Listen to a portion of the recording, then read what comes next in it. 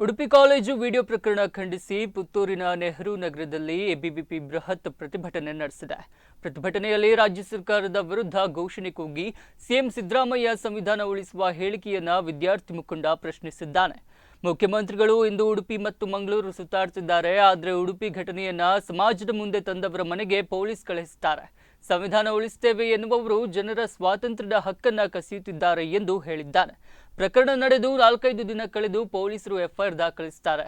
ಈ ನಡುವೆ ಸಾಕ್ಷ್ಯವನ್ನೆಲ್ಲ ನಾಶ ಮಾಡಿಯಾಗಿರುತ್ತೆ.